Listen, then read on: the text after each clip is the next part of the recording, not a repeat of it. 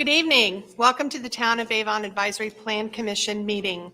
If you are interested in having a copy of the agenda or the staff reports, they are available on the tables to the right of the audience. We will be conducting business as outlined on the agenda. From time to time, the board may deviate from the agenda. As president of this body, I will inform those in attendance of any deviations. This meeting is being recorded for the public record. Because of this, we request that personal conversations are kept to a minimum and all cell phones are set to vibrate with any phone calls taken outside of the chambers. This meeting, if you are interested in commenting during the public hearing, please sign up on the sheets located on the tables to the right of the audience. When your name is called, please step forward to the podium and state your name and address for the record. Please address your comments to the board and not to staff or to the petitioner. Your comments should relate directly to the case at hand. Responses to public comments will be given once the hearing is closed. We do understand that there may be several persons who wish to speak. In order to keep the meeting running in a timely fashion, we would request that you not repeat previous comments. Thank you for your assistance in facilitating a respectful, fair, and timely meeting. Again, welcome to our meeting, and please stand for the Pledge of Allegiance.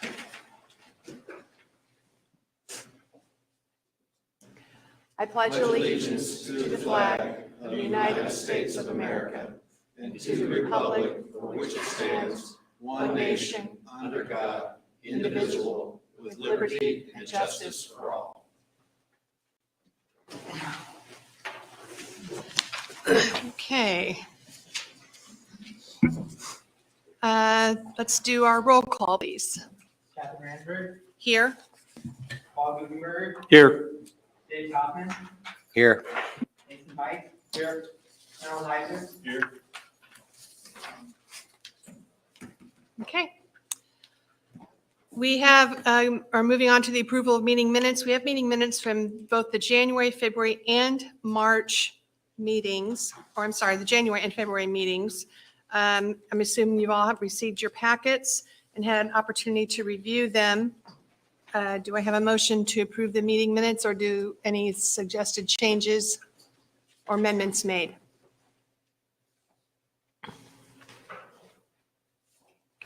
Anybody? I'll move to approve the meeting minutes of January 24th and February 28th. Do you have a second? I'll second that. All in favor, say aye. Aye. Meeting's approved. Do we have any requests for continuances or agenda modifications? Nope. All righty. I missed my name on the roll call just for purposes. Ed Rosenbaum, right here. Here. Okay. Very good. I noticed that, well, okay, this will be going to business. So this will be the opportunity for public comments on items that are not on the agenda. Is there anybody here who would like to make any public comments for items that are not listed on the agenda? And we're opening public comments at 6:33. Nobody signed up? Is there anybody on social media who has any public comments? We're not accepting them on social media. Ah, very good. All righty. Public comments for items not on the agenda closed at 6:34. Moving on to old business, ZA 2107 Unified Development Ordinance. And Mr. Peoples, I noticed you have a memorandum. I did. I did a memorandum rather than forward you another staff report, because as you all are aware, this petition was, where'd my little PowerPoint go? So this is a request by the staff that you approve the changes, the amendments that were made by the town council. As you are aware, this petition was heard by the Plan Commission initially after a long process on January 24th, and then forwarded to the town council with a favorable recommendation. The town council did hear it at its February 10th meeting, and they did make 5 amendments. Up there. The council received it. They did a pretty thorough review of the ordinance, had some questions for me in the intervening period, and then during the public hearing or the public comment period on their meeting, I had a couple concerns with a couple of the things, the definition of the start of construction, and that the ordinance, the UDO that was forwarded from this body to the town council allowed or required someone that's operating a child care home to first get a special exception for a child care home. And I was concerned, although it did survive some legal review, that there might be some problems with that. So I had asked the council to make some changes to the start of construction definition, and also just to allow them as permitted uses by right. The council themselves had three additional concerns, and that would be one, that the map that was forwarded to them took all the property that was zoned R1A, because R1A is disappearing from the UDO, and rezoned it to the R2 zoning classification. But the ordinance, the UDO, the standards of the current R1A district are closer to the standards of the UDO's R1 district. So the council felt that it would be more appropriate to assign the R1A zoning classification into the UDO's R1 zoning classification. Additionally, in the R2 zoning district that was forwarded to them, there were a number of land uses, duplexes, triplexes, bungalow courts, and townhomes that could be permitted in the R2 zoning district by special exception.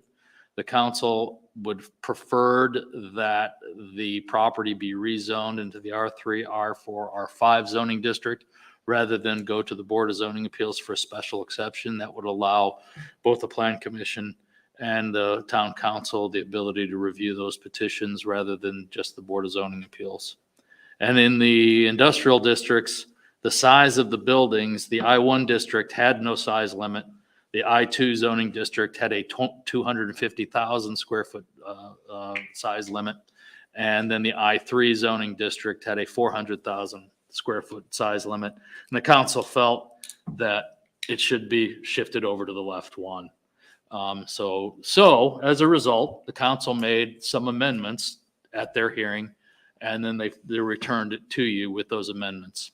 And those amendments are outlined up front, that the R1A district be assigned to the R1 district in the new zoning map, that duplex, triplex, bungalow courts, and townhome developments should be not permitted in the R2 district at all, not a use permitted by special exception, but simply not permitted. That the maximum building sizes be shifted so that the R1 district has a maximum of 250,000 square feet. The I2 district has a maximum building size of 400,000 square feet, and the I3 district has no maximum. And that home child care or child care homes should be a permitted use in the E1, R1, R2, R3, R4, and R5 districts as an accessory use to the primary residential use of the property.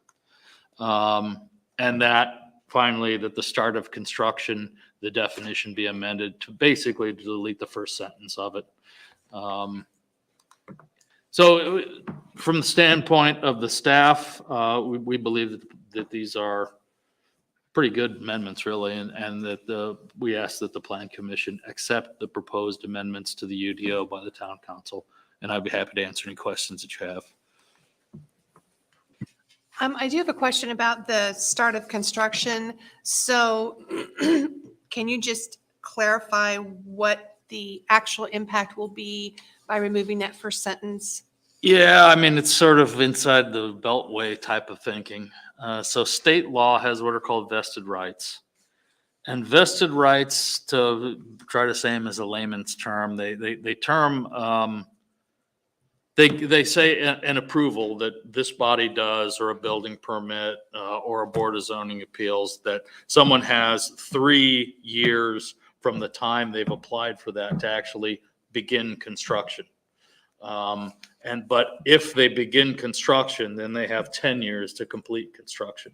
And my concern with that definition, the way it was worded, is that essentially it said the start of construction occurs when you issue a building permit, which means as soon as we issue the building permit, you could make the argument that construction has started according to our own ordinance, and therefore a 10-year time frame would vest just for that. Now, I mean, obviously there would be some sort of negotiations going on, something like that. But I was just concerned that the way that definition was structured, that someone would have an automatic decade of vested rights on any permit that got approved. As opposed to the 3 years and then the Right. 10 years. So we can make a determination of start of construction by when they actually start construction.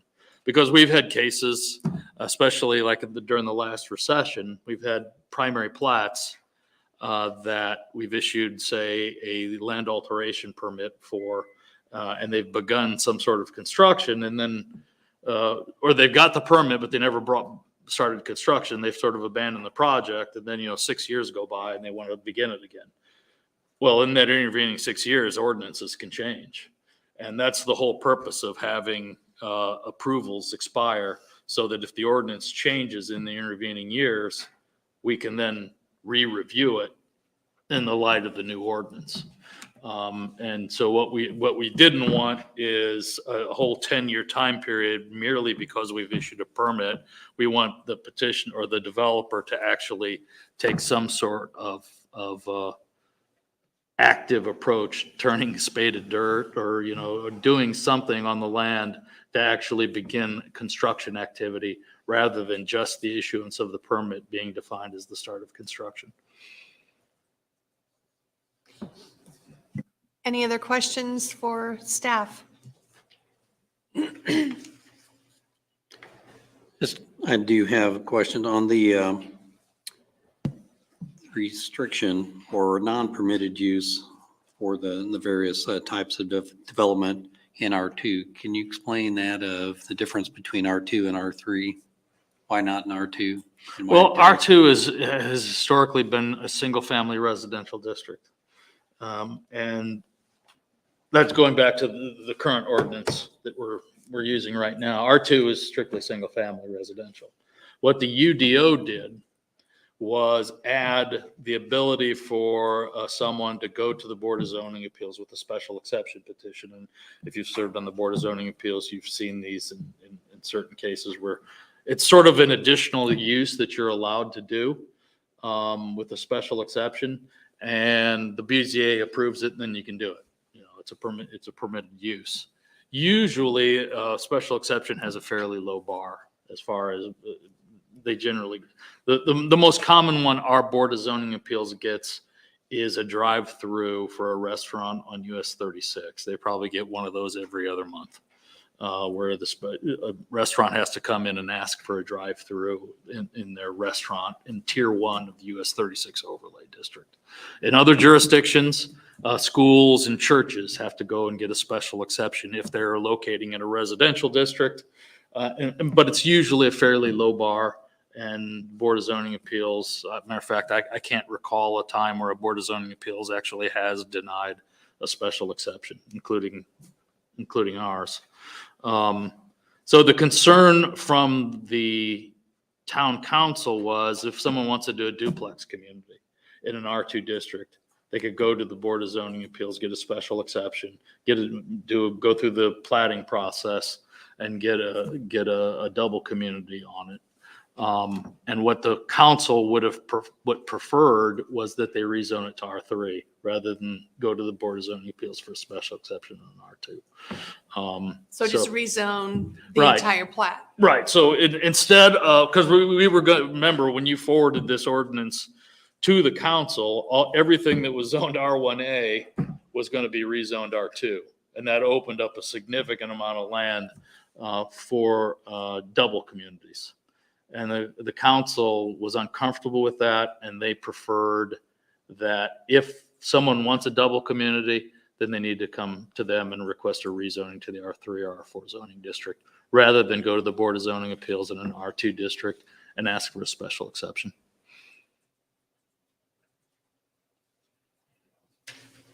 Any further questions for staff? If there are no further questions, I believe we are ready for public comment. If there's anybody who would like to come and speak publicly about the issue, please step to the microphone, state your name and address. We're opening public comments at 6:45.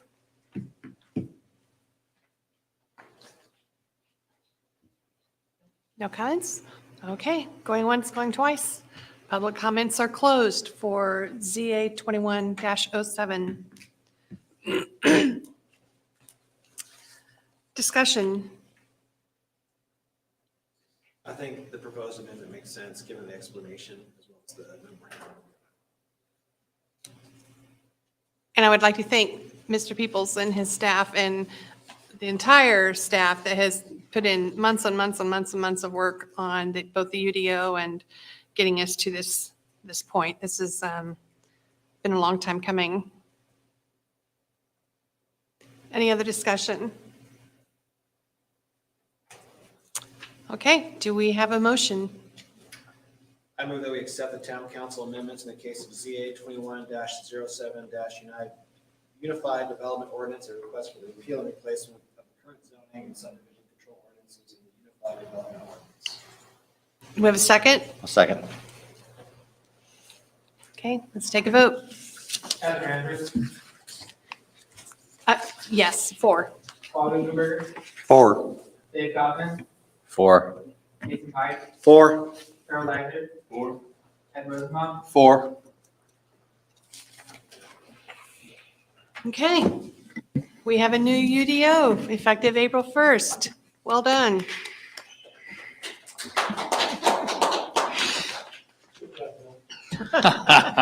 Yeah, it was me. It was like Brian back there that did most of the work. And you're taking a 2-month vacation starting April 1st, right? No, I wouldn't do that to Ian. Okay, next item on the agenda, DPR 21-16, Rise Avon LLC. This is a request for approval of a development plan review petition to build 20 buildings on 13.2627 acres with requests for waivers of section 4-87B to allow the construction of buildings without using masonry materials on 60% of the front facades and 30% of the side facades, of section 24-12.4B of the Avon zoning ordinance to allow a 0-foot roof overhang. A 3-foot overhang of the proposed buildings is required, and a waiver of note 2 of section 15-7 to provide for a 117 parking spaces, while the ordinance caps the parking at 98 spaces. The property is located roughly at 1662 South County Road 1050 East. Property is zoned I-2 and is located within the Ronald Reagan corridor.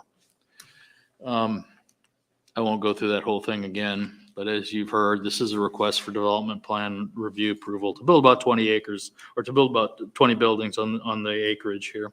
There's a significant land use history associated with this in the recent past. The initial rezoning that rezoned about 12 acres to I-2, a rezoning that you all heard at the last meeting that was approved by the council, which dual rezoned a couple of existing single-family residential lots to R2 and R1 and I2 to allow for a couple acres to be incorporated into this development. And a subdivision plat has also been preliminarily approved by this body to subdivide the property in accordance with the plan that you see before you. This general location of the property, and Daniel's on it. He's already got the zoning map updated, which is nice. As I said, the proposed development plan does comply with the vast majority of standards of the zoning ordinance and subdivision control ordinance. And the land use itself is consistent with the comprehensive plan's recommendation for innovation on the site. The proposed plan is still under review by our outside review consultant. They've went through a third review and they've had 4 or 5 different comments. But while there are some issues, they largely deal with modeling and changing some of the inputs into modeling. I mean, there's some substantive issues as well, but there have been about 5 or 6 still outstanding issues, but it doesn't appear anything is surmountable at this time. But the plan is consistent with 3 provisions of the zoning ordinance. And those provisions you've heard, their waiver requests, one for the architecture, 2 architectural standards, and 1 for the parking maximum that's currently in the ordinance. With respect to the section 4-87, this is section 4-87 is in the development plan review portion of the current zoning ordinance, and it establishes a floor for all development, all non-residential developments on the major thoroughfares of Avon. And that's further reinforced by the Signature Streets overlay, and then finally the Ronald Reagan overlay. And so this is a section that requires, it's not difficult, it's not a hard standard like, say, the US 36 Corridor Overlay District, which has some pretty stringent standards associated with it. But it requires 60% of the front facade being masonry and 30% of both side facades to be masonry. And the petitioner has proposed a plan which I believe has about 30% masonry on the front facade, with the balance of the site in a wood siding. And then on one side facade, the side facade that doesn't contain overhead doors, they do have, I think, about 15% of masonry. And then the rest of it is just steel siding, clad in steel siding, as a what looks like to be a pole barn or a steel building. We don't believe, the staff report has the details, we don't believe necessarily that this proposal meets several of the standards of several of the findings for a waiver. And we've outlined it in the staff report. And so we don't recommend approval of this particular waiver request. The second one deals with a roof overhang. And the ordinance itself has 4 choices, but 3 of those choices really are for flat roof structures.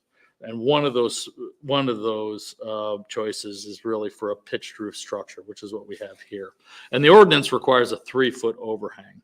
And I think we've had some discussion with this at the last meeting, that a 3-foot overhang might look good on a large building with pitched roofs or multiple roofs. But what you have on this particular site is a series of relatively small industrial buildings. And so a 3-foot overhang, to be very honest with you, would look a little silly on the size of the buildings that are on here. And so the staff does concur that the requirement for a 3-foot overhang is a little bit excessive. However, we do believe that some overhang is necessary just to escape the appearance of pole barns, which is what the property tends, what the buildings tend to look like when you look at them from street frontages. And so we also, similar to the previous one, we don't believe that they meet some of the findings for a waiver request, and we don't support this waiver either. Now, there is a difference. The final one deals with the parking maximum, and the way the ordinance is structured is there's a minimum required parking for the land use, and then you can go 15% over that. And that's what note 2 of section 15-7 is. Note 2 is the note that establishes the 15% cap. And that gives this a maximum of 98 parking spaces. And the petitioner's proposing 117 total. Most of them in a big parking lot out in front of the use, but there are about 4 or 5 different parking lots scattered amongst the different buildings, probably for parking for those in closer proximity to those buildings.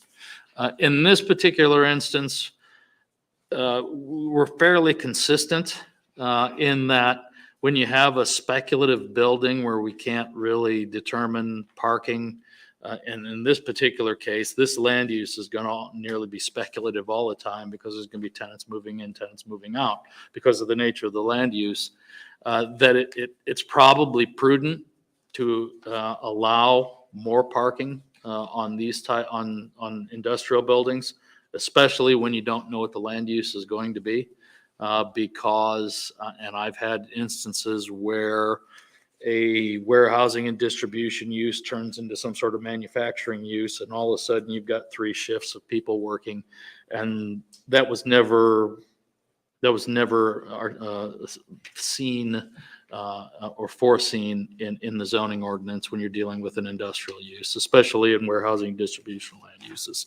But these buildings aren't large enough that would be accommodating that kind of manufacturing, are they? No, they're not, but they are probably going to have some commercial aspects associated with them. I'm not talking about retail commercial, but I'm talking about customers that might come to the place, so you might have contractors in there, and they may have a showroom or something where customers can come in and say pick out tile samples or some such thing.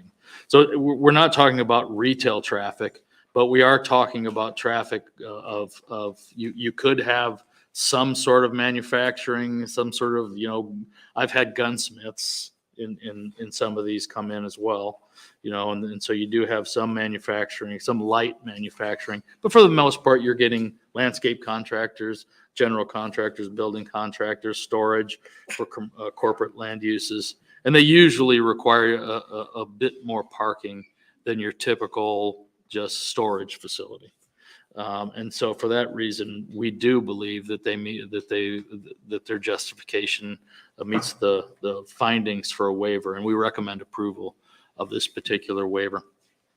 Going through the other ones, this goes, and I showed you, normally I don't clutter up when I'm putting these things in the overhead with the topography of the site because it's not as intense as this particular one, but you'll see here the challenges that this site has with some topography. So that's the reason I've included the element of the site plan that has, normally what you see is just a straight up site plan. I don't include the topography of the site on the site plan because it's not really all that germane to it. But you do see some of the challenges this site has when you're talking about development of the site, and some of the reason why there's a little bit of a struggle on the engineering side with drainage design.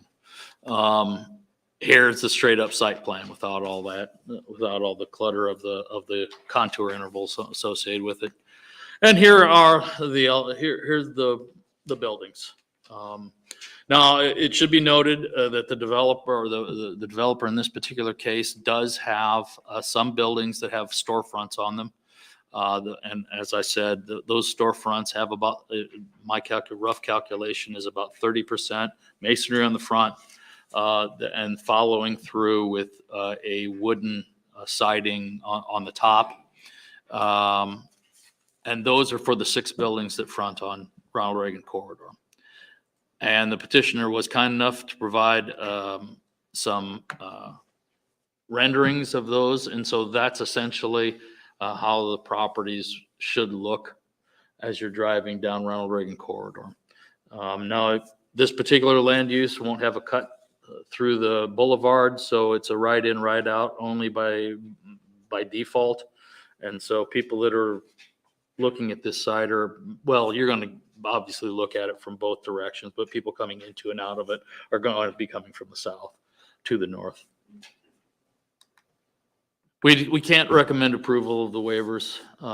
We don't think it's equitable to the developers in the town that have met the standard, the minimal. This is the minimum standard. Section 4-87B is the minimum standard that everybody's got to do. And we are flexible with Section 24 because the scale of the buildings. But we do believe some overhang is necessary to mitigate the look of the buildings as pole barns. We do recommend approval of Note 2, the waiver of Note 2, Section 15-7. Because the petitioner wants these waived, we can't recommend approval of the proposal unless it's consistent with Section 4-87B. We don't think that's prudent. But if you choose to approve it, we do ask for the 3 standard conditions for a development plan review approval. I would be happy to answer any questions that you have. So I have a question for the staff. So if my understanding, looking at believe both waivers, 1 and 2. One of the criteria to grant a waiver is the expectation that the proposed alternative represents an improvement, increase, advance, or expansion beyond the terms of the applicable standard. Could, and perhaps Mitchell can help with this, elaborate on what an increase, advance, or expansion, what does that look like? What does that mean in, definition terms? Yeah, I mean, if I were to say, so we've seen for the best way for me to put it, and this is probably not the best example, but when Costco came through this body about 6 or 8 months ago, they didn't meet the articulation standards of the US 36 overlay, but they came to the body with a compromise position that did not exactly meet it, but did incorporate articulation into their structure that was consistent with the intent. And so the intent behind the ordinance was not to have this long, unbroken wall of even masonry, because it just would stretch forever. So to put some variation in the facade. And so if I were to say what that means, now obviously it's a finding. I'm just your staff. So what each one of you thinks what that finding means is what's important, because you're the arbiter of whether or not the petitioners met that finding or not. But I would say that it's, there has to be, I mean, from the staff's perspective, we say meet the minimum in this particular case. This is just the minimum. So I'm not sure if in this particular case, if I could tell you what that standard would be for, 30% masonry on the side, 60% masonry on the front. Yeah, so I'm not looking, and that's more of a quantitative kind of definition. If there is a qualitative, and I think you touched on that with the Costco example, but yeah, if there is, at least for me, helping to understand, because that's going to be my question to the petitioner is, okay, this is the standard, the floor is masonry. How have you increased, advanced, or expanded, or improved upon the base? And so just trying to get some guidance as to what that kind of looks like, so that when I ask that question, they can demonstrate whether they've met that or not. Yeah, I mean, that's a challenge here, because the petitioner did submit a waiver form, and then they cited an attached letter that didn't really address those findings.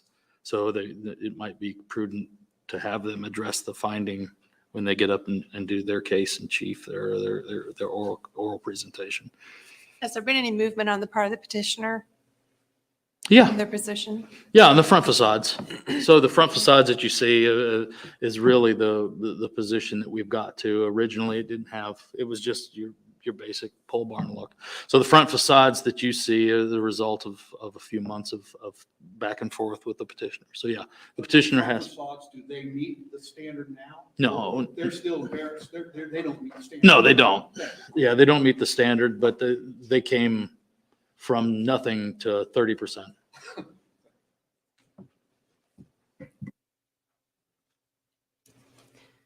Any other questions for staff? I have just one more. So the 3-foot, my mind's going blank.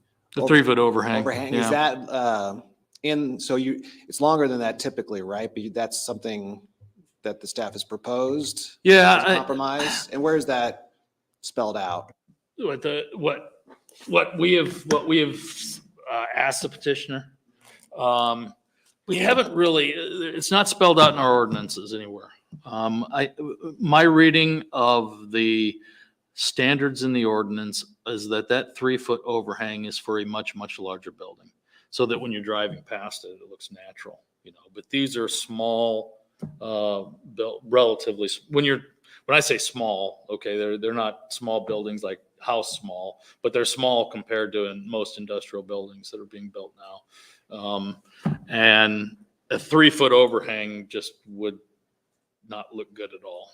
The requirement of the ordinance, and the ordinance gives four options. I can read them if you want, but 3 of those options are for flat roof structures. So they talk about parapets and undulating parapets and stuff. So they're for flat roof structures with that, which is what, to be honest with you, you see most of the time. in the industrial development, because they're usually tilt-up concrete or some sort of masonry product that has a flat roof associated with them. You don't see pitched roofs in the industrial district very often. So I think that the way the ordinance is written, it envisioned much, much larger buildings than what you see right here.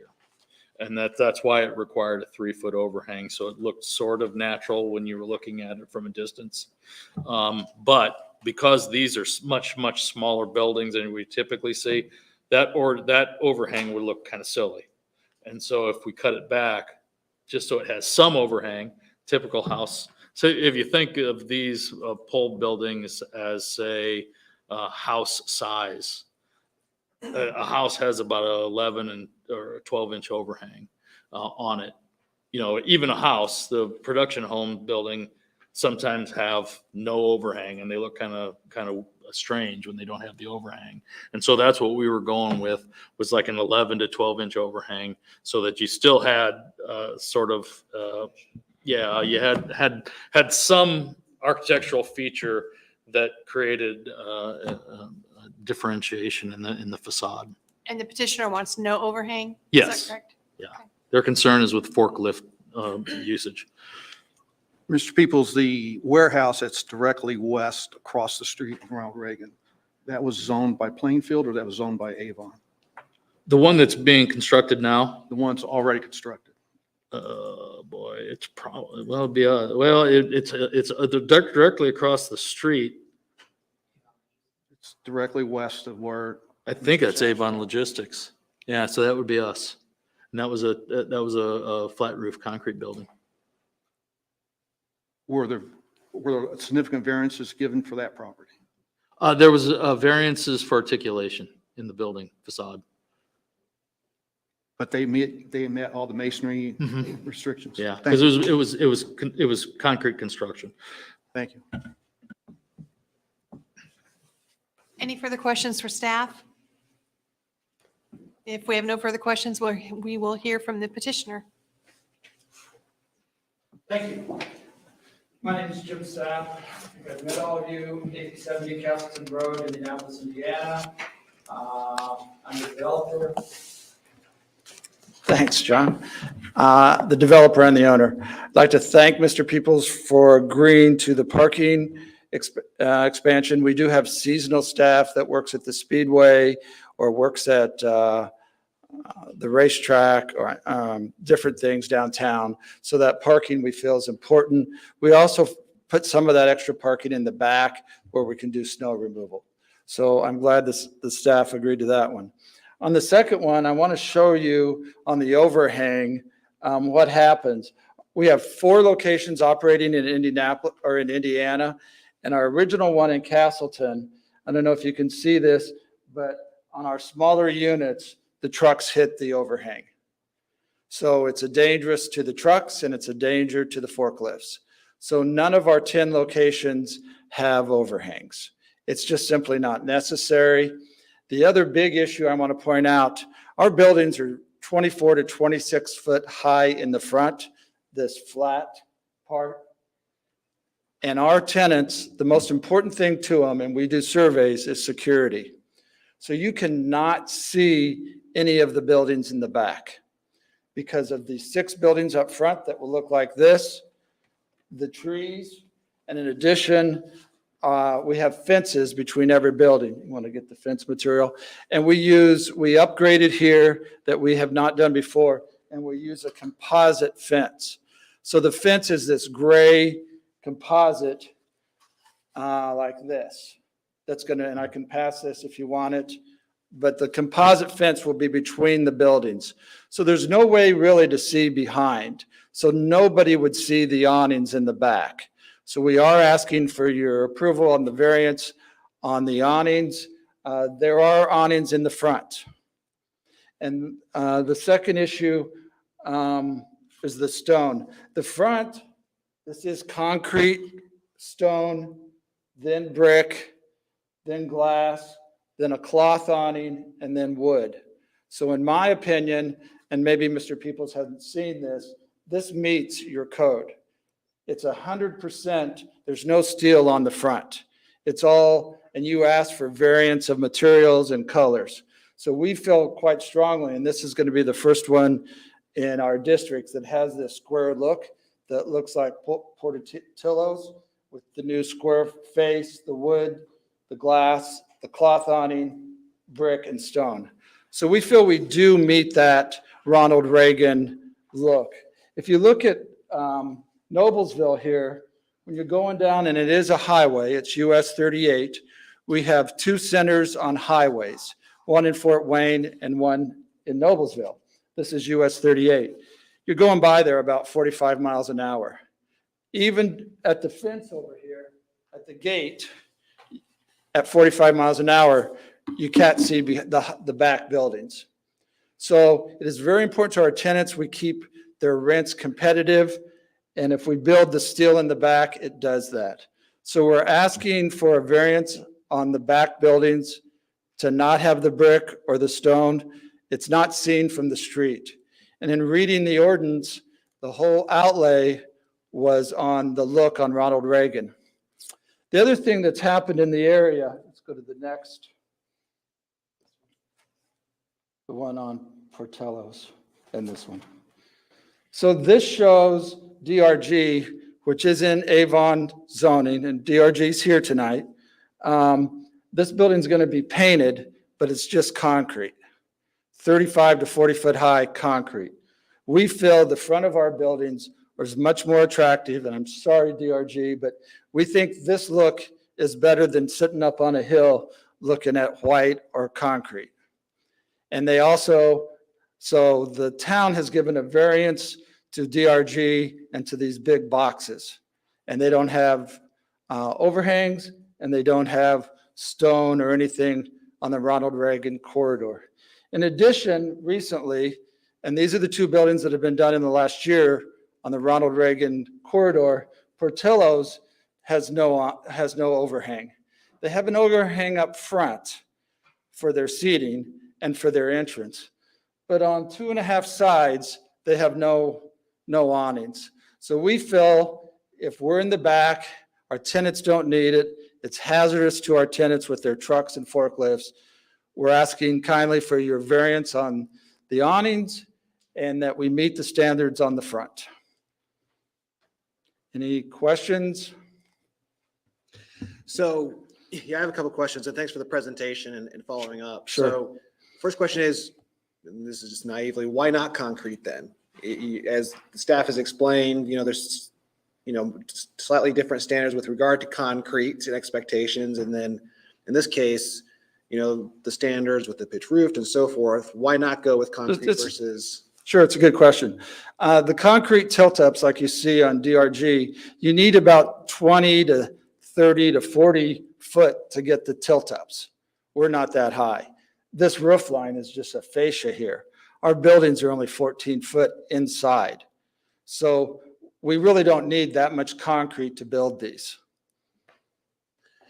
And this relates to the question I asked the staff minutes ago. And it's relating to, in order for us to, we're bound by the standards. And the way that we can grant a waiver is if the petitioner can demonstrate that they've, met that exception. And so the standard, one of the requirements is that the proposed alternative represents an improvement, increase, advance, or expansion beyond the terms of the applicable standard. I understand that it's less expensive, going this route, that folks won't see it in the back. Unfortunately, for you all and other petitioners, that's not a reason for us to grant a waiver. The only way we can grant waivers is if the petitioner can make a compelling argument that they, fit in these boxes. Okay. And so help us, understand how, for at least for me, how you all represent this construction represents an improvement, increase, advance, or expansion beyond the minimum standard. Well, I think it's a huge improvement to what's there now. This is what you're seeing there now today. I know, but it's not that, it's against the standard. What there's now is trees and grass and not that building. That's not what's there now. These are from the New Testament church on 1050. And what I'm talking about is the standard. That's what we're comparing it against, not what's there now, but you're going up against the standard that's legislated. So based on the 60% masonry on the front, 30% on the side, how is your development, again, an improvement, increase, advance, expansion on the standard? Not what's there, because, yeah. Okay. The standard is as Bill said, we've been working on this for a couple months. We changed the materials on the front of the building. So there's no steel on the front of the building. It's all concrete on the bottom, and we have a piece of it here. This is the concrete, stone, concrete mortar that will be on the bottom, and then brick, and then glass. So we're meeting the standard or improving the standard on the front of the building. So yeah, you're exceeding, it sounds like you're exceeding the 60%. Is that fair on the front? I would say it's 100% Okay. because there's no steel. So talk to me about the sides then. Well, that's not masonry though. You don't have masonry on that. No, you don't have to. One of your codes says you can have wood. Isn't that correct, Mr. People? Well, you can have wood, but you have 60% masonry. So you're not meeting the standard. I beg to differ. With what we changed here is the stone on the bottom for 3 foot and then 6 foot of brick. And the rest of it's glass, and there is wood on this fascia up here. So maybe to help us to clarify, and Bill, what the ordinance says, can you tell us what the ordinance, because we're reading that in what we state is 60% on the front facade. And unless that comes up to 60%, you're not meeting our ordinance. And those products, if Mr. Peoples could read that, is stone, brick, glass, and wood, as I recall.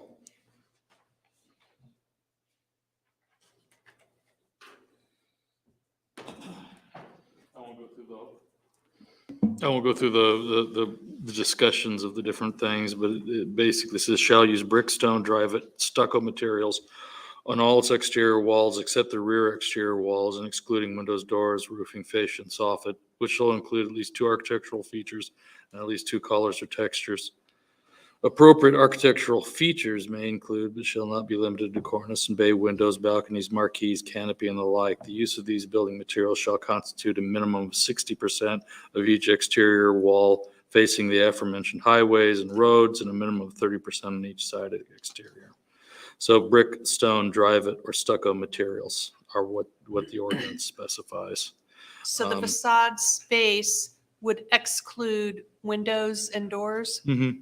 Yeah. So if we remove, let's say that's 100 square feet, which I know it's not, I'm just doing, Right. because it's easy math, 100 square feet and 20 square feet is the wood or is the doors and windows, then actually it would have to be 60% of 80 square feet. Right. Okay. We can change the wood to drivite, because that is a big section. So I'm willing to change this to drivite. Does drivite count as masonry? Drivite is specified as one of the permitted particulates. Now, let me check something first. Well, while you're checking that, because we're talking about the front facade, where the waiver is not just the front facade, but with the sides also, because the ordinance says 30% masonry on the side facades. So your waiver is asking to not have to do, if I understand it right, from what I've read here, that you not have to put masonry on the sides? Is that correct? That's correct. We're saying we meet it on the front, and if we need to put the drivite, we can. Only on those buildings that are facing Ronald Reagan. Right. Can we have the picture, please, of the buildings?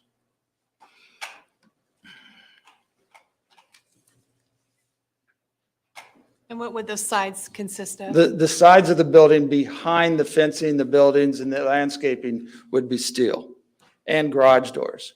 There's 10 to 15 garage doors per building.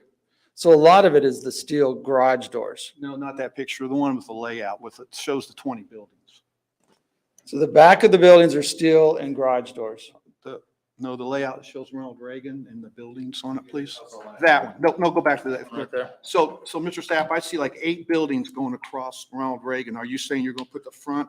And they seem like they're weird because they are vertical to Ronald Reagan and not horizontal. All your other properties. There's only the buil- 6 going across the front. 1, 2, 3, 4, 5, and then you got a couple on the corner. Isn't that's Ronald? Down there, so there's 7. Yeah, so are you saying, Behind the parking lot, but so there's 7. So we're willing to make the fascias on Ronald Reagan look like this. And I feel with the drive-it that we're 100, well, maybe not 100%, but 80%. I thought we could count glass, but evidently not. So we can put stone, brick, and drive it up here. To make that on Ronald Reagan at 45 miles an hour. and so you have the end caps, so you're dressing up the end caps of the buildings. Correct. Well, that's counter to, I spent the half day looking at all 3 of your properties here in Indianapolis today, and that's completely different from what your other Correct. properties are. You're right. So is there a reason why you've turned the buildings so that you got the end cap facing, so you have 8 end caps facing Ronald Reagan? Well, 7, but Greenwood has 6 facing the street. So Greenwood's, most of them, all the end caps face the street because that's where our wholesale flex spaces are. So it's a glass flex space. I don't think we brought any of those. And then the rest of the buildings in the back that you can't see. This is a first to market. Nobody else does this in the Midwest except us. Well, you know, and before I go further, I do want to say I visited all 3 of your sites and they looked very well maintained. Thank you. They were in good shape. They look very nice. And I think you've got a great concept. Thank you. I just don't think it fits Ronald Reagan is my problem. So, Well, there have been variances for DRG and Portillo's, and we don't think we need the awning. let's talk about Portillo. It's a restaurant, right? Yes, It it's, sits in the middle of a shopping square parking lot. There's all kinds of ins and outs for that location. So that's not even apples to apples comparison. well, it's in the Ronald, reason I brought it up is because it's in the Ronald It Reagan doesn't over. fit this situation at all. It's a restaurant surrounded by parkings with all It kinds is. of It access is. points. So show me where the gate's going to be. How many gates are you going to have? Just one. What 2? An entrance and an exit. And the gate goes right here. I can't get it right in there. Okay, and where's the exit gate then? It's a double gate. I mean, So Right in, they're right all out. going to go in that same spot for all 20 buildings. In and out. if you were in Noblesville this weekend, it's all it has 2 gates. I was in Noblesville today, yeah. Okay, so there's one. And you can see right down where the gate, you can see all the barracks. They look like, Mr. Peoples, I don't think they look like pole barns. I think they look like army barracks is what they look like to me. They're much more like army barracks. And you can see right down the gate line, all the way to the back. Certainly if you drive in. And I think if you look, I think Ronald Reagan's kind of high enough, as I've driven it several times, you kind of look down on that property as well, in my estimation. So I do think you're going to see the rooftops of all of them. I guarantee, and I've got 9 pictures I can pass to the council members if they want. And I asked to play can you play the YouTube or not? Is that not permissible? I don't think I can. Okay. So, I mean, the appearance is not, in my mind, Mr. Sapp, in my mind, this is not what I had pictured for Ronald Reagan. And I may be wrong, but I hear what I hear from the citizens of Avon that I talk to, and I also talked to one of your tenants, and they're very happy with your work as well. But I'm just super concerned, it was brought up last month about the traffic. With this ride in, ride out, I just don't, how are you going to tell people, how would you tell people coming south to get to your property? Excuse me, coming from the north to get to your property? They're coming down from the north to Ronald Reagan. They How need would- to go on 1050 or go down to Bedford and turn around. But we do it in Fort Wayne right now. Fort Wayne's about 9 months old. It filled up in 6 months. There is Well, I a, don't have any doubt you're going to fill it up. okay, so So how there, many bays will you have in those 20 buildings? how many tenants or how many doors? How many There'd bays? be about 145 doors and Okay. 125 businesses that we're bringing into the community. Well, you're bringing in 125 businesses. That's a lot to me of in and out. And what are they storing in there? Oh, everything from, we have all kinds of logistics, like from Venezuela, we have chocolate, we have coffee, we have auto parts, we have Amazon, we have Amazonians is what we call them. But you have to remember, And how do those products get into your property? through that one entrance, On what kind there's of only trucks? On what kind of trucks do they come in on? mostly straight trucks, FedEx trucks, Flatbeds, some semi-trailers? Do you have some very few semi-trailers? semis, short semis. Well, you do have semi-trailers coming in. Yes, and that's why we need the high roof line. Yeah. But we only have 125. We have gate counters on all of our gates. We only have 125 gates or 125 entrances a day. Ronald Reagan probably has, Mr. Peoples, do you know, 10,000 cars a day on it? Yeah, I don't know the answer. It'll be a high number. And so 125 is really a low number of people in and out. You have to remember, Aren't these small businesses that have to get their inventory almost every day? And no, I saw moving companies where guys were coming off their trucks and Right. at the end of the day. So you got your moving companies coming in there every day, those big box trucks. About And you're gonna have a 20 lot of traffic, and we're gonna have the same complaints that we have now of traffic. It's going, now they all talk about Rockwell Road. They're gonna be talking about Ronald Reagan the way they talk about Rockwell Road. It's a beautiful concept. We need small businesses. We need incubators for small business to grow, because these are people operating out of the garage. Their Right. spouse gets tired of them operating out of the garage. They come to you, you give them some counseling, you give them some space, you give them a forklift, you give them a boost. It's a great concept. My friend loves you, thinks you're great, Thanks. but it does not fit on this location. And the variances, as my fellow commissioner is trying to push a little bit, you're not making us feel good as to why we should say yes to your variances. I have to disagree with my fellow commissioner in that I think this is a perfect business fit for Ronald Reagan. But we still have the issue of the variances that you're asking for, the waivers that you're asking for. I think this business, and I'm not concerned about the traffic because of the type of business it is. This isn't a Target or a Costco, or where you've got constant flow of traffic that'll be coming in and out of that facility on a daily basis. But we still have the issue of the waivers. And I need to be convinced that why is there not some, the masonry, I think that, you've shown a willingness to work with us on the masonry issue. I think there's Thank still you. work to be done. But I still need to be convinced why there isn't something else you can do with regards to the overhangs. I agree with Mr. Peoples, and I think that was part of the planning commission's job, I would hope, would be to not just enforce rules because we have rules and that's what you do. Rules have to be helpful. Rules have to serve as guidance. Rules have to have a purpose.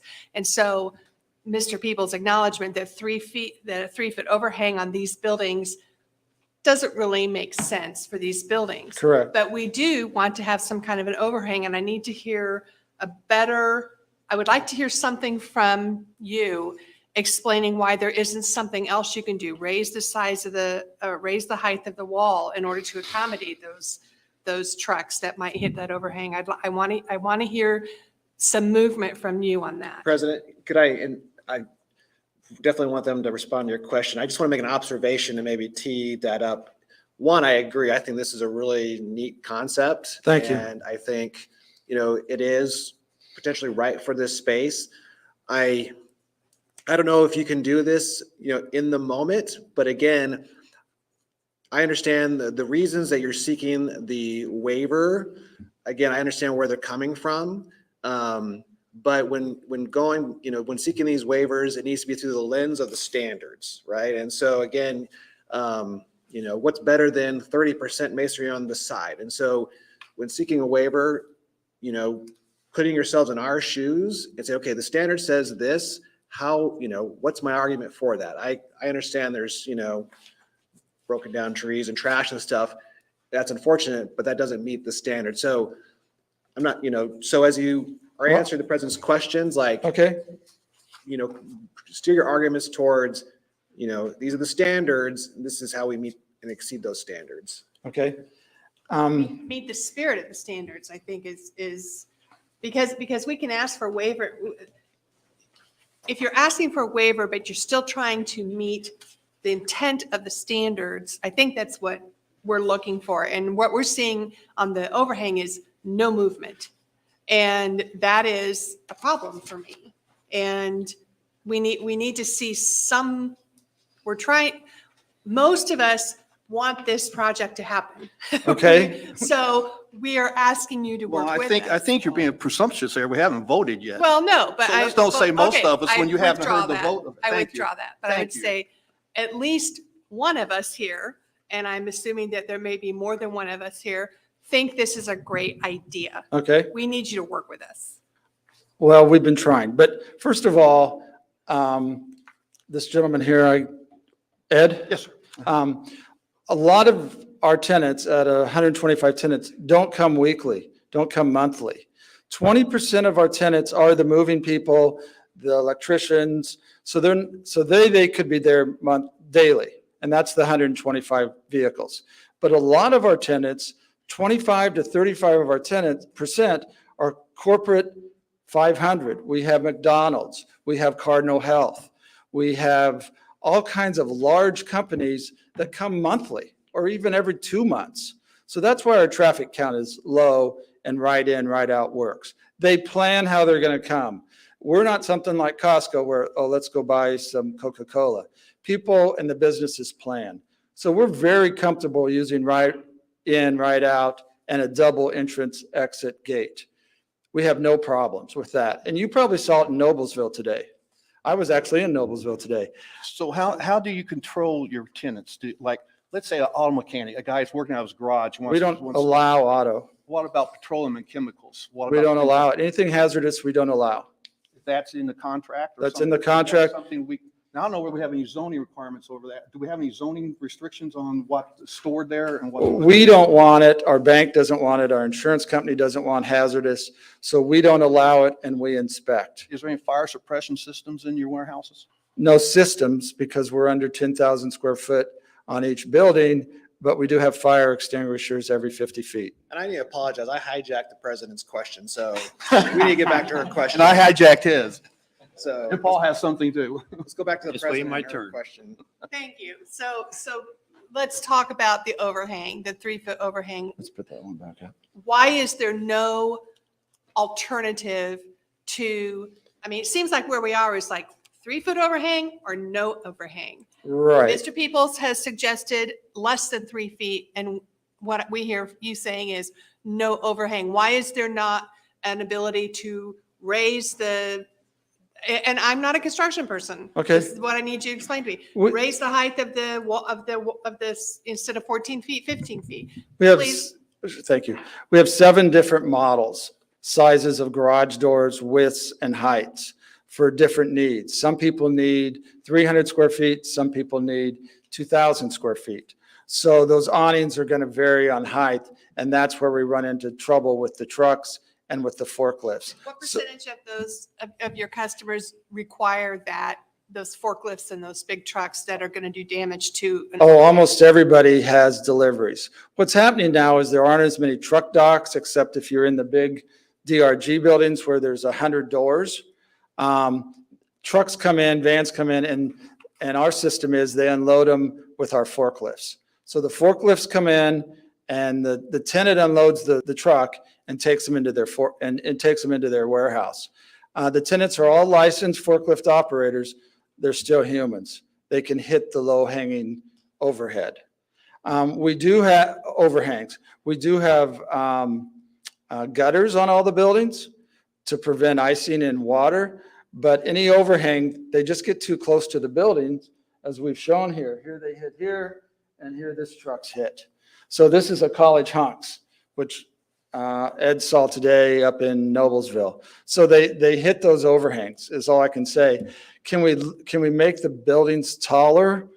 We could make them all 20 foot taller. Huge expense. Could I ask a question then? Sure. They hit the overhang, and I'm assuming the overhang doesn't go below the garage door. Does that mean the forklift operators are hitting the garage door entrance then also? They leave the mast, correct. Pardon? They leave the mast up when they're bringing the pallet in, and that's when they hit, when the mast is high. Then they figure out they got to lower it. So if But- there's no overhang, do they hit the garage door? At times, but not normally. But some of them do, but not normally. So by raising the buildings we'd have to raise some of the buildings 5 to 10 feet, and it'd just be empty space up in the attic. We need the small space for the growing, accelerating business that's trying to get out of their neighborhoods with their trucks and electricians and trailers into a safe, secure. The number one important thing at Rise is security. So we want it to be safe all the way around, and that's why we limit it to 2 gates. But we can limit it because we only have 125 cars a day, cars or trucks. I'm kind of forgetting some of the A questions. different question, if I could. Sure. Well, is there a reason that they would hit the overhang more frequently than they would hit the top of the door? The trucks hit the overhangs more than the forklifts. Well, either way, I mean, I'm just saying, you said that sometimes they hit the doors, the overhang is higher than the doors. So are they going to hit the overhang more frequently than the doors? Because it was designed originally for 3 foot, or even if it's 12 foot, it's going to be up there first before the door. Yeah, if the mass is higher, then I'll hit the awning first, and then shorter. If it's still not short enough, then I'll hit the garage door. I've done it once a long time ago. That's the experience. Did you hit the awning? No, it was a cage. Could you not just put out like one of those bars, advanced bars, like if you hit this, you've gone too far. It's basically a big PVC pipe. Right. I suppose we could. I think it would look rather tacky. We're going the wrong way. Yeah, So I'm trying to find that compromise, right? right. That one's really difficult for me, Madam Chair. I can think about it, but that one's tough. I think we meet or exceed the front Ronald Reagan. I think, Ed, did we look attractive in Noblesville today? Again, it's But that's not It's my vision of Ronald Reagan. I Before we did get look into at, you're off Highway 38, which is a 2-lane highway and not. True. Not Ronald Reagan. And it's got an older community around it. Greenwood, you're right, you're next to an airport with very little residential, although you butt up right next to a residential Right. thing at Greenwood. And I understand you're building on the other side of it. You're Right. more your buildings to kind of buffer. But it's a completely different. They're all a little different demographic. Yeah. Um, So I'd like to change the conversation here because go away from the overhangs for a minute. Could I do that, or do you guys want to stay on the overhangs? Because this will be, so when I'm looking at your business model and I'm looking at your construction and the waiver from the building materials, what I have a hard time with is I'm looking at a storage unit. That's what it feels like to me. When I see the building construction and all the Okay. garage doors, it's a storage unit. There's not parking spaces in front of the buildings. They're at the front of the property. But you got trucks going back there. They're storage units. So when I hear the description of a pole barn, I'm thinking storage unit. And that's where maybe I'm having a hard time with a storage unit on Ronald Reagan when I'm wanting a commercial development. That's what I'm looking for. So if you're going to have a area that's storage on Ronald Reagan, that's where I would like to see you comply with the ordinance and do the building materials on the buildings of what we're looking for on Ronald Reagan. That's where it's not just the front facade on Ronald Reagan, it's all the sides too, because the waiver is to all sides, not just the front facade.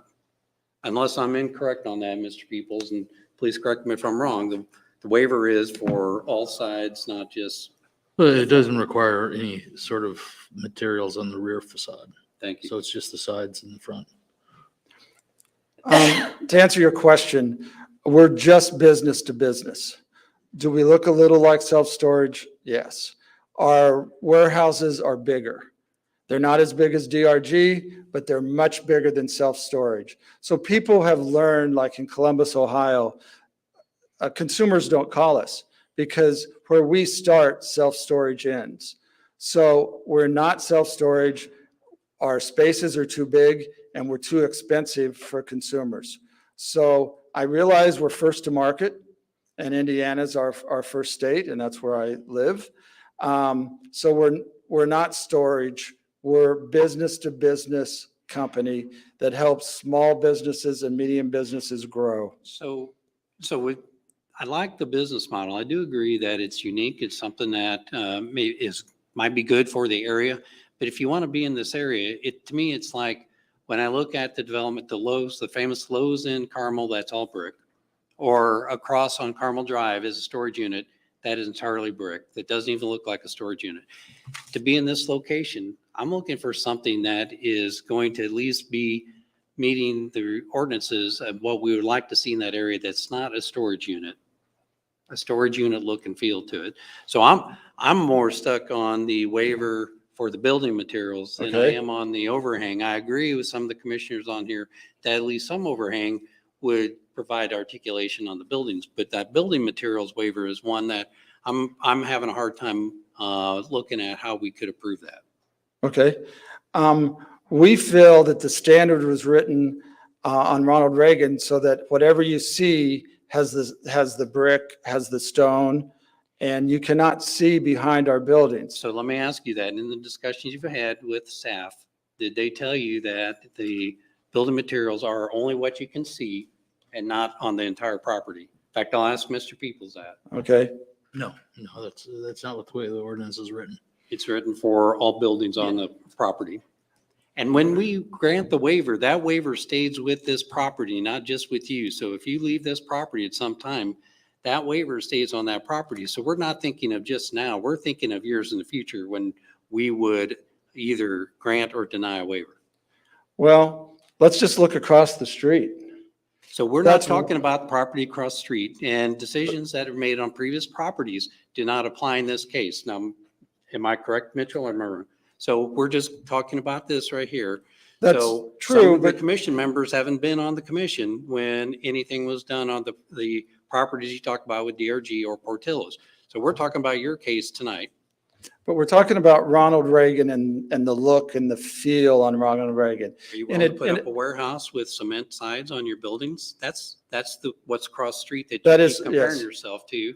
So Right. that's a hundreds of thousands square foot warehouse building. Yes. And that's not your business model. Your business model is smaller buildings that, True. again, to me, look like storage units. We're 125,000 square feet, so we're not small. We've been looking in the Avon Plainfield area for about 2.5 years. It's very hard to find 15 acres anywhere, very hard. Ronald Reagan was developed for industry. We're an I-2.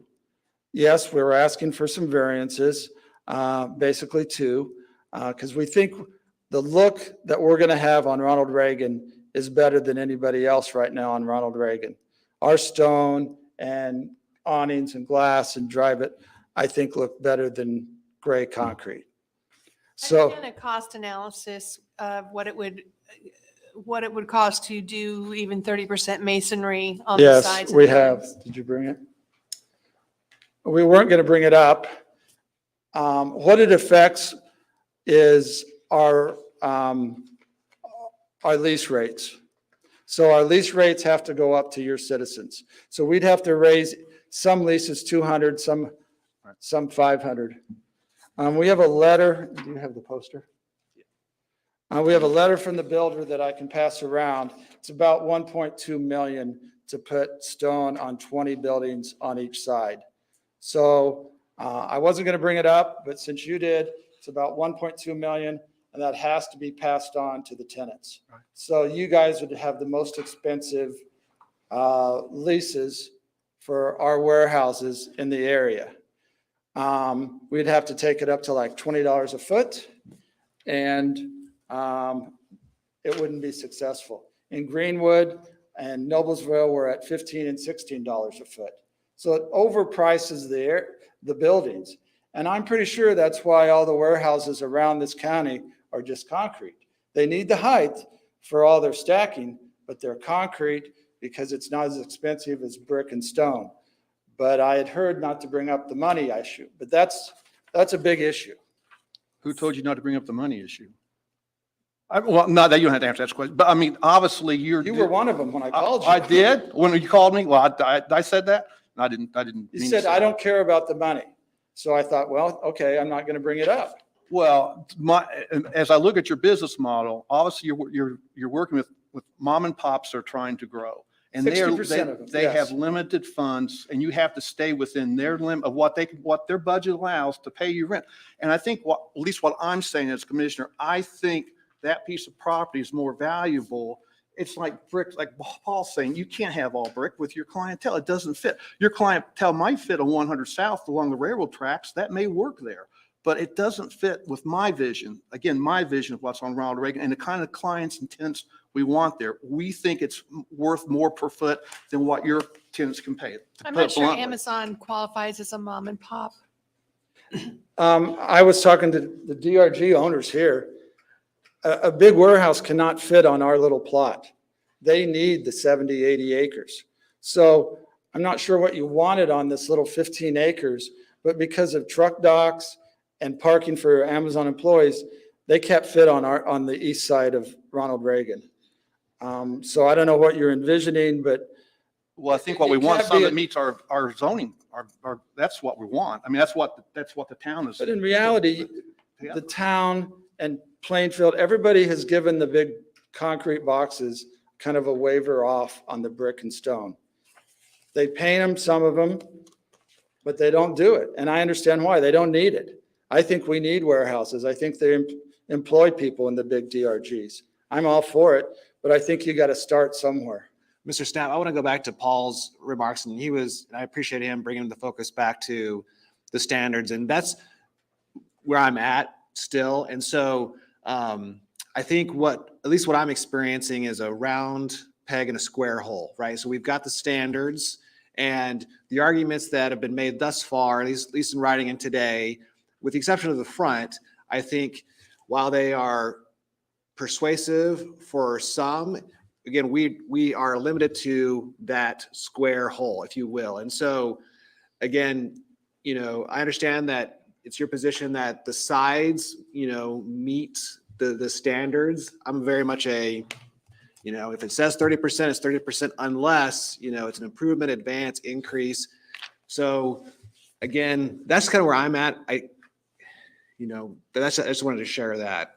From all my conversations with staff, what was critical in the Ronald Reagan was how it looked. And I was really kind of shocked to see the concrete next door, because I think this is going to look much better than. And so to take off those subjective lenses and look at it through the True. lenses of the rules. So that's what you need to be looking at, is what the rule says and how does my development fit within those rules.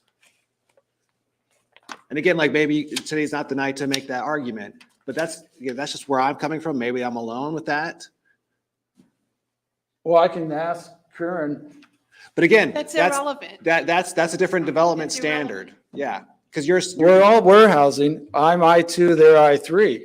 So We're talking about your project. you're correct. And the comparison to other projects has nothing to do with what you're asking for tonight and what we're asking from you.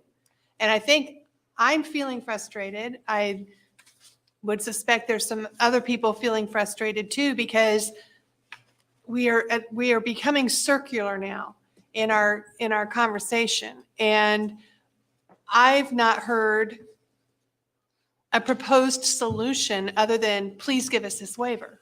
So if I might make a suggestion, so we haven't had public comment yet, and we still have an opportunity to talk after public comment and ask further questions. Would it be a good time maybe to, because I we are think that's going a great circular, to idea. have public comment? I think that's a great idea. Sure. Let's go ahead Thank you for and, your time. Because I think I can speak after the public comment, right? yes. Okay. So let's go ahead. And do we have anybody that'd like to speak on the DPR 2116 opening? We have someone coming forward. Please state your name and address. We're opening public comment at 7:48.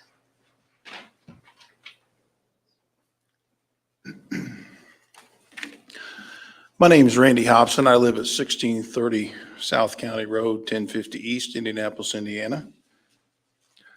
My family and I, we moved here about 7 years ago to the home that we're at now. And we moved there because I own a small business, Rando Lawn Mowing Service Incorporated. And it has plenty of buildings to put my equipment and have an office. And it's a very good location. It's close to everything, Avon, all the surrounding area. I don't have a long commute to work. And that's very fortunate for me, but for most small businesses, they don't have that luxury to find a place like I have with the buildings and storage, and you can put an office in. You have to travel about an hour away, sometimes farther, and you're going to have 2 hours a day of traveling back and forth. But here at the Rise, Everything's right there. You know, small business is perfect for small business. Everything's right there. So that 2 hours that you're spending traveling back and forth, you can use that 2 hours and build your business. And I'm in support of the rise because it'll bring approximately 125 businesses, 425 tenant employees, 119,000 leasable space, and it's secure space with 24/7 surveillance, and it's very secure. It'll bring 24.9 million average total salaries per location. It's got included amenities. It's got Wi-Fi. It's got receiving rooms. It's got a free forklift. It's got surveillance. It has shared receptionist. It has kitchenette, conference room. And what I really like about it too is it has cleanup. They clean it up nightly. They have a crew that cleans it up. And not only that, but it's affordable for small business. It's got flexible leases, different lengths of leases. They have events that go on that support small business and helps them out. Education. They also have 10% discount on profit or nonprofit organizations. And once again, small business needs a good location, a close location. And this location here with this facility, it will really help small businesses a lot. And it cuts that commute time down severely. And everybody you need to talk to, all your customers, they're right there. So as a small business owner, I would recommend the Rise. And if I ever need more space, I would consider going to the Rise. And I looked them up online also, and very nice facilities, conference rooms, offices, look very nice, very professional. And if I had a place there, I wouldn't have any problem having customers come and having meetings in the conference room. So I think the Rise would be a very good asset to Avon. Thank you.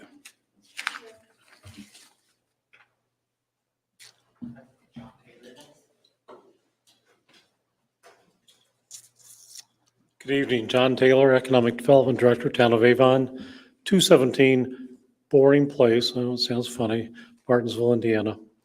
I've been in economic development 32 years, and I've been a part of $14 billion of successful projects.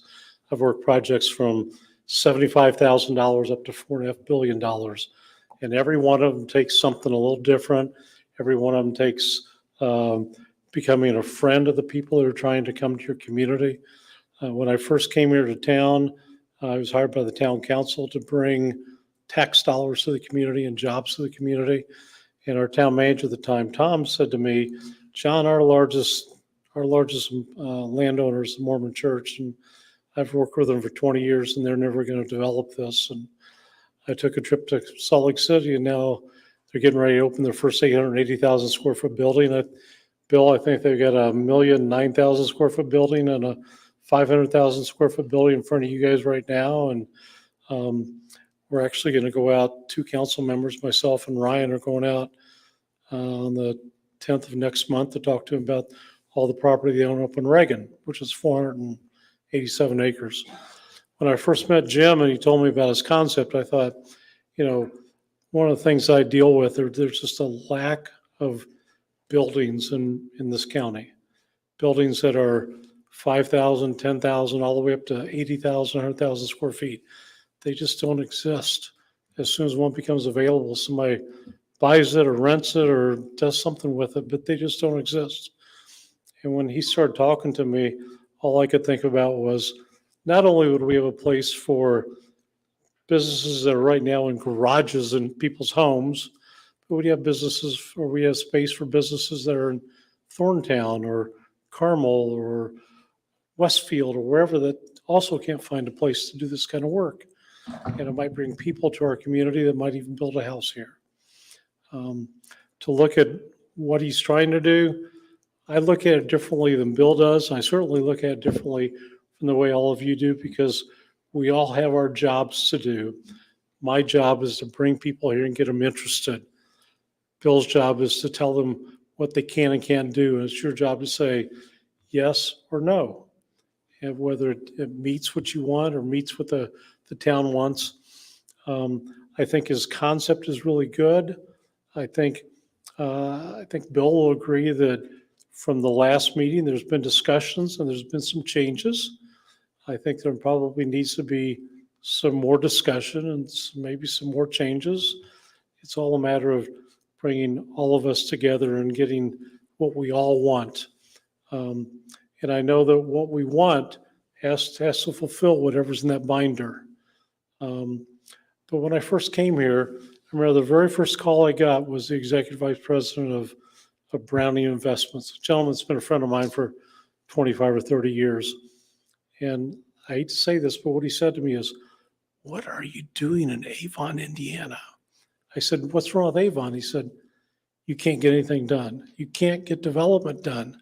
He said, "We've owned an 80-acre parcel in Avon for almost 25 years, and we're never going to develop it. We gave up 15 years ago." Well, it was a parcel right next to the property the Mormons owned on 100 South. I have a good enough relationship with the Mormon church, the people that are doing the development.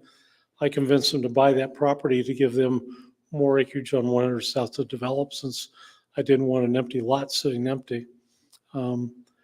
I truly believe the property 100 South will be completely spoken for in terms of buildings in the next 2 to 3 years. I think it will be fully constructed in the next 5. I think when we start talking about up on Reagan, all the property up there, we have a developer that's doing Avon Landing. We have the DRG group. We have his group. We've got the Mormon church.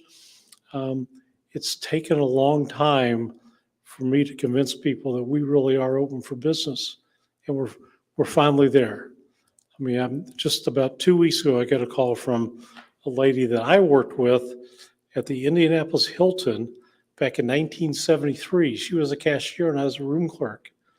And now she's been in real estate. She was with Tucker for 30 years, and she just went on her own. She does development. And she called me just a couple weeks ago and said, "John Taylor, what are you doing out there?" And I said, "I'm not doing anything. I'm just convincing people this is a good place to invest money and build buildings and hire people." You know, our community has, our county has 37,000 people a day that leave the county to go to work. Now, a lot of that is to downtown Indianapolis, and you would expect that in a bedroom community of a major city. But we have something here that most people around the state don't have. We have a built-in workforce that if you have the right jobs, we have a workforce.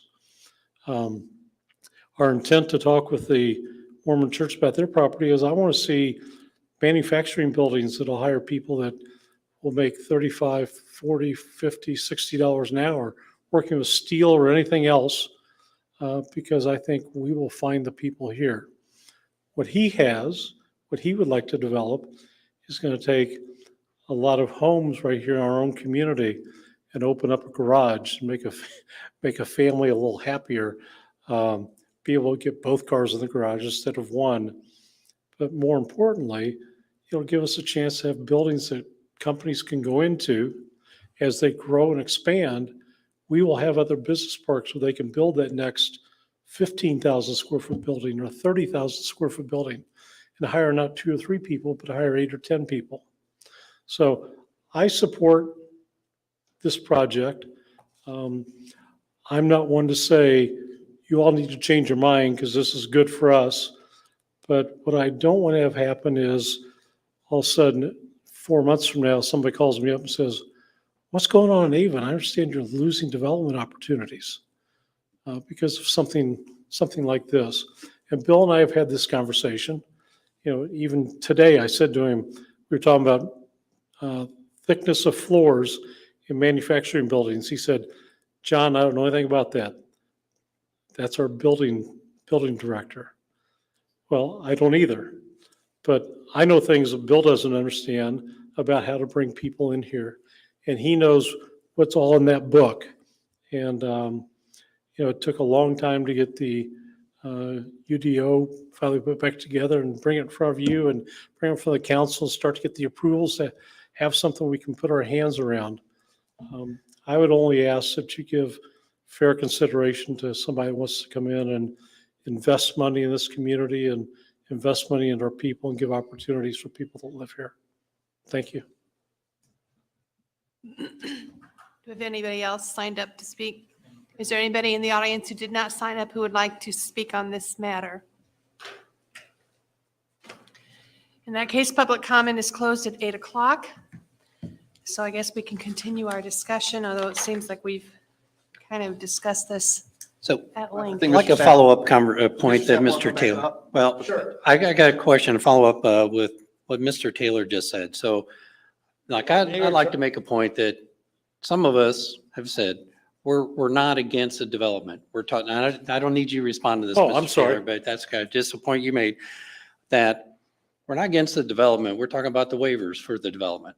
And I Correct. know the waivers are important to you and they're important to us. We're making a decision about the waivers that will affect the town because we live here in Avon. And I understand what Mr. Taylor is talking about with Avon, but I also have heard that, why are we trying to do certain development? Because we're Avon. Why would we want to have standards that are as high or what are perceived to be high that are different in other parts of the state? Well, it's our home. And that's the thing that I don't agree with Mr. Taylor, is we would not want people to come into Avon. We want businesses. I think you have a unique business here that it looks to fit Ronald Reagan. We're talking about the waivers, not the business. And that's the thing, that you want the business here. We'd like to have your business here, but we'd like you to meet or be able to support the waivers. And I think Mason kind of brings a point out that you're not meeting one of the criterion of how do you exceed or extend the criteria of the standard of the ordinance. And so that's where I just want to make sure it's like, not against your business. We're talking about the waivers that you're asking us to grant or not, or deny for you on your business here. So I just want to make sure that I understand what you're saying, Mr. Taylor. I don't agree with everything that you said there, but I understand the point. Yeah, I would like to echo Paul's remarks about, again, I think, I'm not against your business. Again, I think it's a really neat model. I think it's potentially a great fit for the space. What I appreciated John Taylor put very well, I thought, was perhaps it's a matter of more discussion and with the staff to continue to work towards, some common ground where you're able to, again, there's these boxes we have to be able to check in order to grant a waiver. And at least for me right now, we're not, the evidence is lacking to be able to, for me to check a box. But perhaps further conversation with the staff might be able to resolve that. As we look at the waivers, so I'm just going to tell you where I'm at on this. And I'm with Bill on the third waiver on the parking spaces. I agree that that's something that I can support, and I would vote in to approve that waiver. The overhangs, I'm kind of going back and forth on that one. But the building materials is one where I need to see some movement, because again, that to me is that it looks like storage units. And I'm not looking for storage units on Ronald Reagan. I think that's not the look that we want. And I don't think that's the look that is appealing. I think you got a great advocate of, I'm sorry, sir, I can't remember your last name, but the citizen came up here that talked to us, thinks it makes an excellent point. And I appreciate you making that point, because it really drives home the need for this. And I think is a good support of what you're telling us, Mr. Sapp, about bringing your business into Avon there. And that's where I'm just looking for, can we make this at least a little more aesthetically pleasing than what it is? So you're here and the discussion of staff is here, and it's like, is there a middle ground to this? Because I'm not in support of the waiver of the building materials as where I stand tonight. I wouldn't vote to approve that. And so I'm saying this because, like, do we need to have more discussion and continue this, as opposed to, you want to take a vote and take your chances. So I just want the commission to know where I stand on these. Yeah, I agree. I think I'm comfortable supporting the third waiver with regard to parking. That to me, makes sense. But yeah, I feel the same way with regard to the other two waivers. Just if there is an opportunity for either, it's not even a compromise, it's here's the standard. And I think that's the misconnection is the petitioner has put forth, their position and evidence as to why they think they exceed that standard, but it's not the same language, if you will. It's, it's quantifiable, not qualitatively, right? So. We would really like to come to Avon, and I'm willing to do a continuance. If I can come to your next meeting, I would guess that's the end of April, or you have another one before that? It's April 25th. Just for expediency's sake, we could take a vote on waiver 3 and see where we are. I would echo also that I agree that expanding the parking spaces makes sense. I would be willing to do that. Mitchell, what would that entail? If you're not inclined to vote on all 3 waivers in the DPR process tonight, I would just encourage you to, if you want to continue it, then just address all 3 waivers at the next hearing. Okay. Does he have to go through us to get to the town council? Do we have to have a vote here before it goes to town council? You're the final arbiter on this petition. The plan commission is. So we're it. So town council doesn't look at this at all. Yeah, the development plan review petition. And the subdivision request, you are the final arbiter on those petitions. Thank you. So, President, I'd be interested in Dave's and Harold's thoughts. well, I was just going to suggest that we've had the quiet corner over there. I'd like to be interested in hearing the opinions from Mr. Kaufman and Mr. Heiser. I'm kind of where Mason is, like you have. Thank you. You have the standards that have been defined. You're asking for a waiver away from those standards, but aren't offering a reason or a way that you're improving it or changing it to make it better. I guess I would go back to wondering what the reasoning was. Is the reason, you keep on saying that the reasoning is so that it can look nice from Ronald Reagan as you're driving by. I heard Mr. People say that wasn't the reason for the standard. So I'm kind of a little bit confused there. So then when I go to that and I'm not certain, then I go back to checking the boxes and saying, this is the requirement. You're not improving it, extending it in any way, making a proposal for the sides of the building that do anything to address that. Okay. That's my thinking on it. I guess I've spent about 60 years doing the same thing that John just talked about here, and trying to listen to all the things that we need to get answers to until we can approve this buildings that we're talking about, which I definitely think we do need. Just need to see some answers and comply with all the requirements we have to work with. And I need to get answers to these questions. It's been interesting to listen to all of you talk. I don't know enough to ask the questions yet. Anyway, it's a thing I think I'd like to see here. And I think we need to definitely work toward getting it done. So would anybody like to make a motion? So, For continue, you mean? well, before we do Let's that, have some discussion. I think maybe I'll make sure we know what the motion's about. Well, I'd ask, so Mr. Sapp, would you, if we continue this, are you willing to work with staff and hopefully bring something different back to the next meeting? Not required, so I don't want to lay that out either, but would you be willing for continuance? Sure. I'll be glad to work with Bill and his staff on any ideas that he may have or that we can come up with from our architect that can be creative. So if we can get on, I would ask somebody to make the motion that we'll work with the staff and come back in a month. would you agree to a motion to continue? Yes. Anybody like to make a motion? We make that motion at our next meeting. Do I hear a second? Second. Ian? Effenberg, 4. Paul Hugenberg, 4. Dave Kaufman, 4. Jason Pike, 4. Carol Eiders, Ed Rosenbaum. 4. Okay, thank you very much. Can I make a point of order, please? Sure. I would encourage all the council members, if you can, it's an easy drive to go to Greenwood, and you can get the one up at Castleton and Noblesville. It's a pretty easy drive as well. I encourage you to do that, to see what the sites look like. Also, you can go on the website, Rise Development, is that right, Mr. Staff? It's Rise Development. Rise Commercial Development. You can learn a ton just by, if you can't drive out there, you can learn a ton by that. And I have 9 pictures. If you want to give me your cell phone number, I'm happy to share those with you as well. So thank you.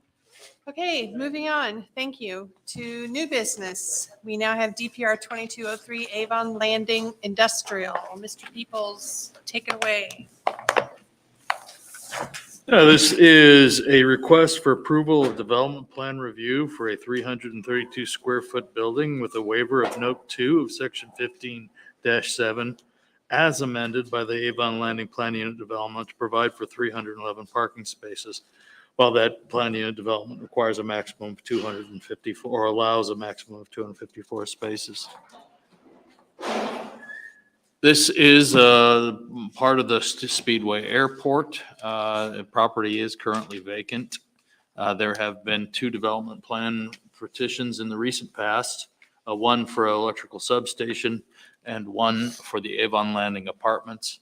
A subdivision of this property took effect last year, a primary plat, and that was approved in 2021.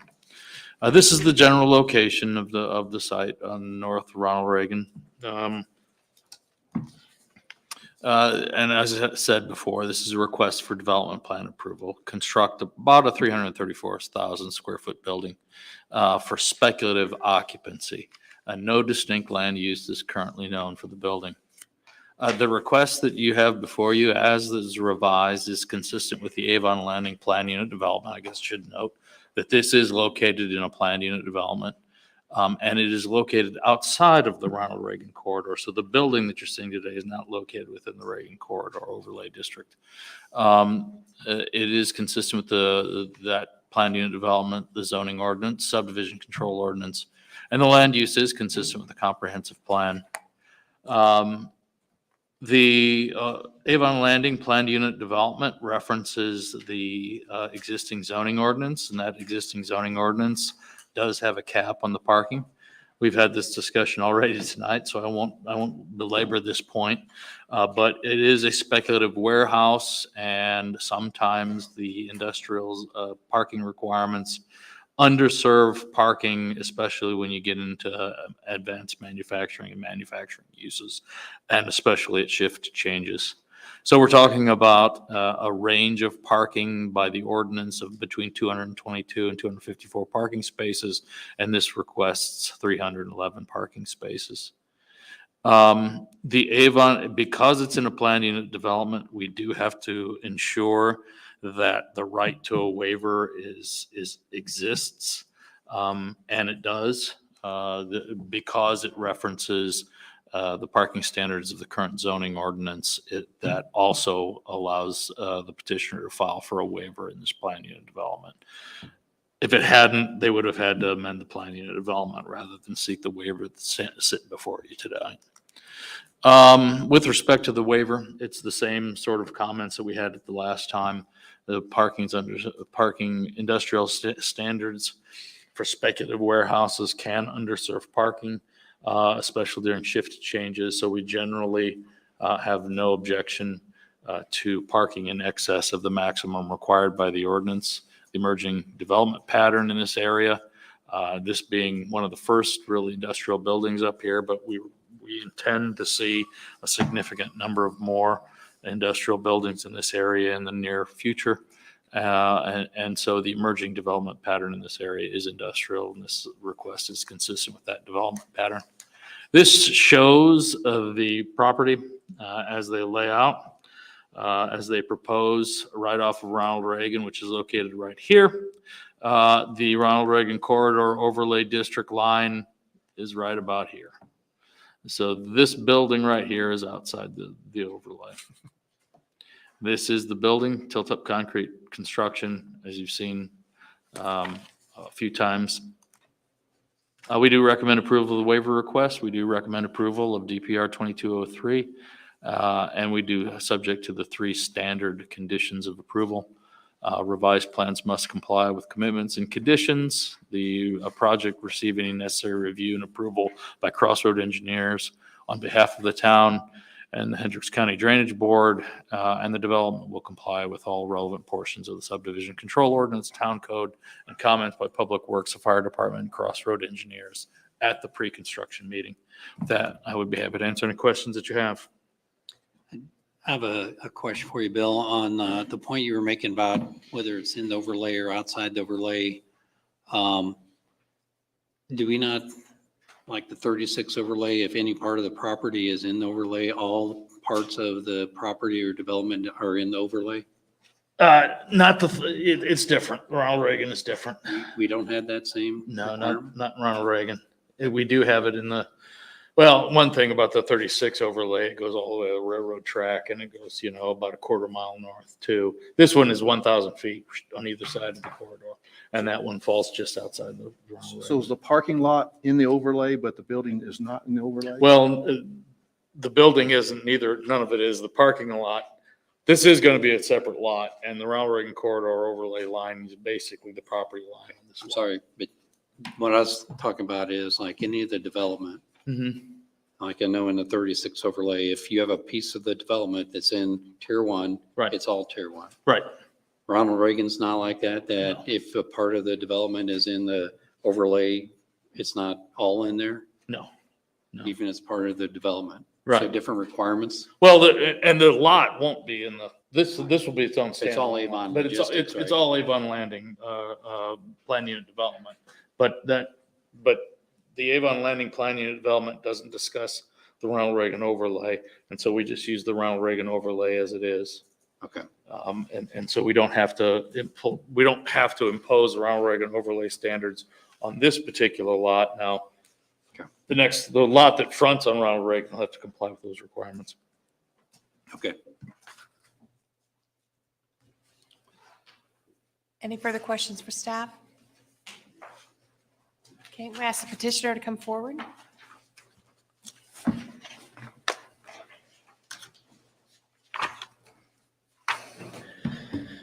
Good evening. My name's Ross Nixon. I'm a civil engineer with American Structure Point, 9025 River Road, Suite 200, Indianapolis. I don't have a whole lot to add to Mr. Peoples' detailed report of our project. I would thank you for your consideration of the parking waiver. We do feel that that's important to attract the right tenants to this space and making sure we have sufficient parking. Thank you. Happy to answer any questions. I do have a question. So this building is it intended to be warehouse, commercial? What is the intent of this building? So it could be a variety of uses that are allowed under the PUD. I would say most commonly we'll see a warehouse distribution type use, could be light assembly, light manufacturing, and it could be multiple tenants. It's set up, I think, to be maybe up to 3 and has 3 different entrances on the front. And so I noticed that in your waiver request, you mentioned providing sufficient parking is important to avoiding having excess cars parking in drives or along public roadways. What is it about the type of tenants that you would be attracting or hoping to attract that would require more parking than what is already being allowed? So it's speculative. So, it's hard to say exactly how many parking spaces the use will require. So we want to be very flexible. So when Van Trust as a developer responds to proposals and businesses wanting to locate here, that they can make sure that they have a wide variety of flexibility. And it could be a business that has multiple shifts that need to have enough employee parking for shift change. So that would be one specific example. If it's an light assembly type that has multiple shifts, they're going to need more parking. So will you just be building the shell then of a building and then put in walls and infrastructure later when the tenants Correct. start coming? So this just, Yes. you're just building out a shell right now with no inside Correct. walls? Typically, there's a tenant improvement package that comes in and they build out office space and exactly what that tenant is looking for inside the building. How do you know how to do your plumbing and utilities and things like that? Do you just wait on that too till the There- tenants come in? They're roughed in. They're roughed in, and then that final design happens as part of the tenant improvement package. So you say there's 3 entrances. I only see one. I guess I'm confused on, you turn in on this logistics drive, is that correct, from Ronald Reagan, and you go back to the property? Am I correct? Building entrances to the building. To the building? Right. One road entrance to the parking Correct. area goes, circles the building? Correct. The 3 different entrances to the, Correct. I misunderstood you. Thank you. Yeah.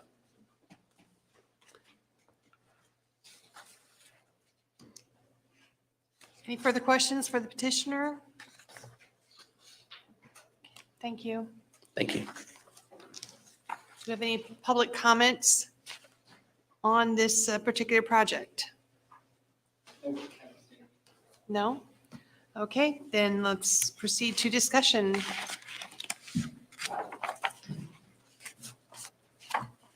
I'm sorry to cause confusion, Bill. I thought lot 2 was the parking lot, and so that's why I was asking about the overlay question. You drew your line, so I apologize for the confusion caused by my question.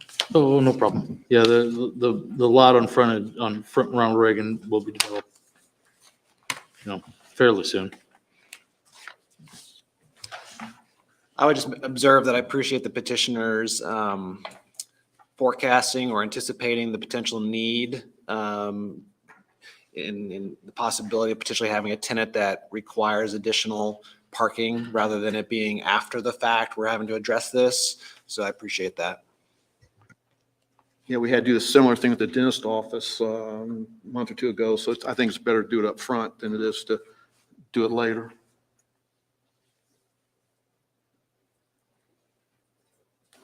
And I also appreciate the fact that, to me, when it comes to parking, better to have too much than too little. I think movie theaters have figured that out a long time ago. So. Any further discussion? Comments? Do we have a motion? I'll make a motion. I will move that we approve the waiver of Note 2 of Section 15-7 to provide 311 parking spaces in regards to DPR 2203. Do you have a second? I'll second it. And what is the vote? Catherine Ranford, For? Paul Gutenberg, 4. Nick Kaufman, 4. Mason Pike, 4. Harold Iser, Ed Rosenbaum. 4. Okay. Move on to our last item under new, We need to do a motion on the petition itself. You just approved the waiver. apologize. So let's go ahead and we have approved the waiver and now we're approving the motion, the petition itself. Okay. Do I hear a motion? Okay. I move that we approve DPR 22-03 Avon Landing Industrial, subject to the following conditions. 1, any revised plans must comply with all commitments and conditions noted as part of any approval granted. 2, a landscape bond is required per section 4-9 of the zoning ordinance. This bond must be provided to the town of Avon prior to the issuance of a full certificate of occupancy for the subject site. 3, the development shall comply with all relevant portions of town code and comments by Public Works, Fire Department, Crossroads Engineering at the pre-construction meeting. Do we have a second? Second. And let's take a vote. Catherine Ranford, For? Paul Gutenberg, 4. Dave Kaufman, 4. Mason Pike, 4. Harold Iser, Ed Rosenbaum. 4. Okay. Now we can move on to the last item under new business, which is ZA 2204 DRG. Yeah, this is a request for approval of a zone map amendment to change the zoning of a 16.75 acre property from I1, I3, and IAG, or agricultural, to the I3 zoning classification. History, a lot of the history in 2013, dealing with the southwest part of this site. where the Hoosier Tent and Party Rental property is currently located. That, of course, will be redeveloped should this petition be approved after the approval of a subsequent development plan review petition. This is the general location of the property, and you see the layout of the zoning. For the most part, so the property itself does not include this line of homes right here. It includes a large area of ag zoning. This I-1 zoning classification that's how this property was annexed into the town. There is an industrial land, so this obviously was done prior to the extension of Ronald Reagan through this property. And then Ronald Reagan bisected this property like this. So that's why you've got this little I-1 piece. And then here's the property that has all the significant history from 2013. As I said, this is a request to rezone about 16.75 acres from a number of zoning classifications to the I-3 district. And that is to provide for a distribution warehouse on this property. Comp plan doesn't have an overt recommendation for this site. And when that happens, usually the staff relies on one of two things. The comprehensive plan allows us to extend a nearby land use recommendation through this site if it's appropriate. The comp plan says that that flexibility was actually built into the document to allow the plan commission and the town council to do that. The second mode of recommendation we use is the underlying zoning. If the underlying zoning, we would presume that the underlying zoning is what the comp plan recommends. In this particular case, however, the underlying zoning is almost all agricultural, and so it's highly unlikely that it would be appropriate to introduce a industrial or an agricultural land use on 16.75 acres. You do have small portions of this property zoned industrially, and you also have a comprehensive plan recommendation of light industrial, and it's about a quarter mile to the north of that site. And if I flip through, that's it right here. So this is the light industrial recommendation of the plan. This is the location of the property right about here. And it wouldn't be a big stretch to extend that land use recommendation a little bit further south to incorporate this property, especially given the fact that the surrounding property,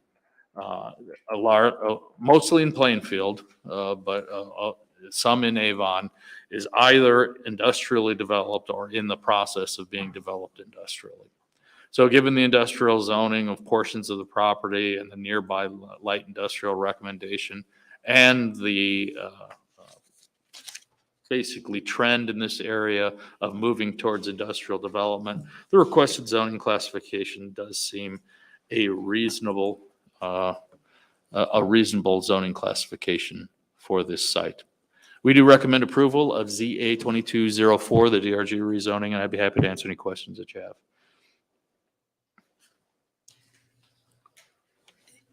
Am I correct in seeing that there's currently a single-family residence or two on that property right now? It's a single-family residence, right, and it's north of the party rental. One of the history of the site was a special exception that included a couple variances for that single-family residential site. Okay. Are the homes in the resident R1 just south of the proposed development? Are they single-family owned, or are those owned by a developer? They're owned by individual property owners, yeah. One of the property owners did come into the town and looked at the site. He was afraid that someone was going to rezone his land, and once he saw that his land was not going to be rezoned, he said he had no issue with the development. Any other feedback from any of the other residents? We had when notices go out, the staff usually receive some phone calls. We received 2 phone calls on this site. One of them dealt with the legal description, the description that was provided in the notice, and he just wanted some clarification on that. And then the other phone call, once I explained what was going on, he seemed to say that that's the way things are going down there. That was his comment on it. Got it. This is probably more of an observation than a question, but since this is our southern border, this, with the exception of those homes, this is basically the gateway, right? From Ronald Reagan going to Avon. So we're just approving the plat today, but if and when it comes for additional approvals, then I suspect we'll be looking at this particular building with, close eyes. Yeah, it is. So this is the first step in the zoning entitlement process. This is a rezoning request. You all will provide a recommendation to the town council, and the town council will have the final authority on that decision. But after this, I think, I haven't looked to see if they've got a platted lot in this collection. They may have a platted lot in this collection of lots, in which case they would have to do an administrative subdivision to consolidate the lots, but that's handled administratively. And then you are informed of that consolidation. But then the next step from that would be a development plan review petition. So Bill, there's no entrance to this warehouse from Ronald Reagan. They have to go through the party rental company's lot to get there. I believe the entrance will come off of Bradford Road. Okay.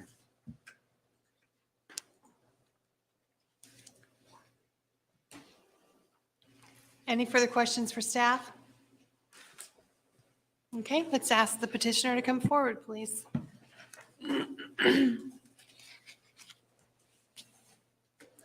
Good evening, Brian Sheward. I'm a civil engineer at Kimley Horn & Associates. With me tonight is Curran Darling, sitting in the back of the room with Distribution Realty Group as the petitioner. Mr. Peoples, you did a nice job of explaining this. We also worked on the project to the north as well that's currently under construction, I think due west of the project that was up earlier tonight.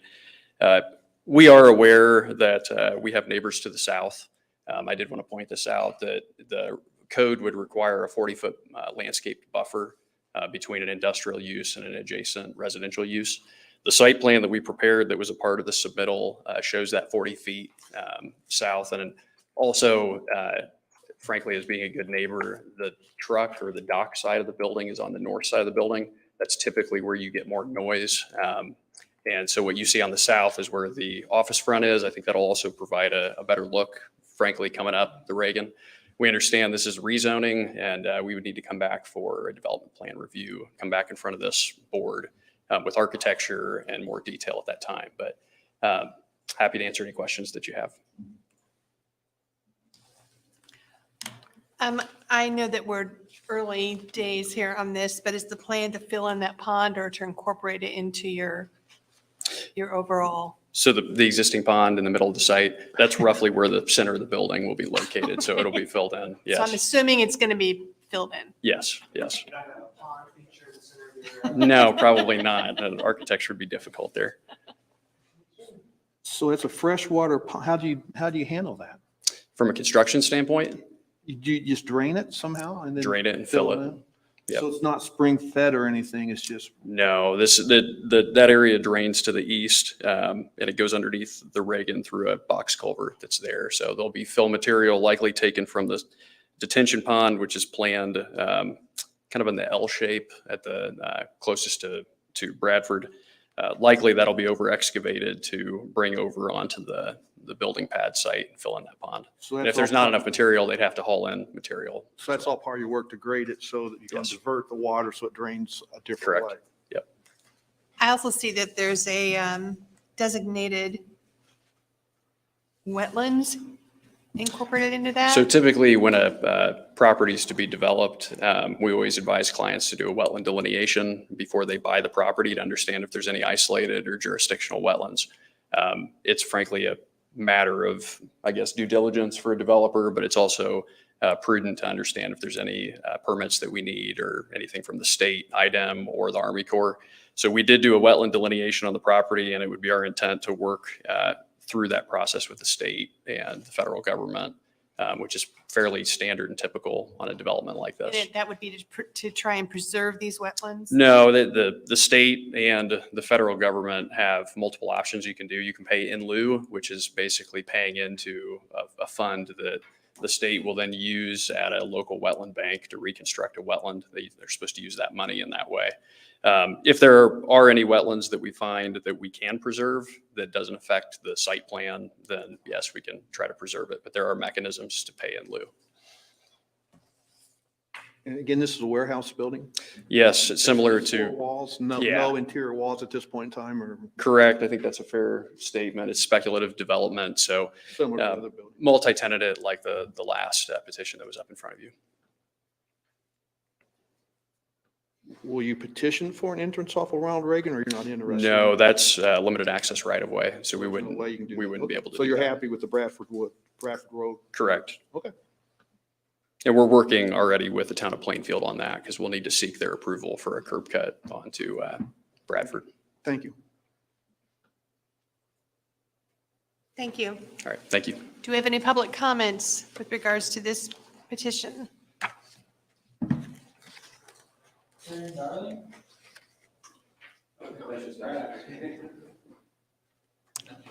Okay, very good. Discussion.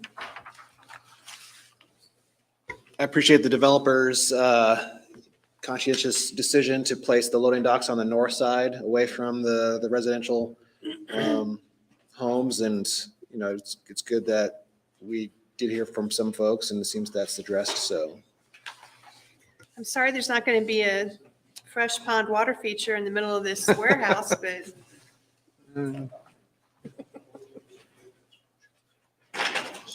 any other discussion? And this is strictly a rezoning that we are discussing right now. Okay, if there's no further discussion, will somebody want to offer a motion? I move that we forward ZA 22-04-DRG, a request for approval of a zoning amendment to 16.75 acres from I-1, I-3, and AG to I-3 to town council with a favorable recommendation. Do we have a second?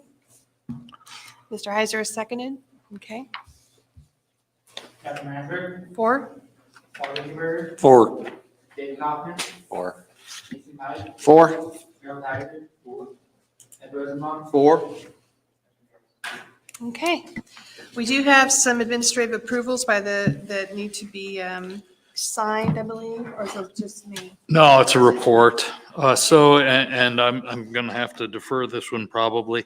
The zoning, when I as the zoning administrator administratively approve, the ordinance has criteria what I'm allowed to administratively approve. One of the things I am supposed to do is give you a written statement of those approvals. And I've done 4, but I haven't done the written. I didn't draft the written thing, so I'm going to have to defer that to the next meeting so that I could give you a written statement of the administrative approvals I've done. So I would ask that be deferred to the next meeting. And, okay, well then if there's no further business for the good of the order, do I hear a motion to adjourn? Next meeting is April 25th at 6:30. So moved. Second. Meeting adjourned.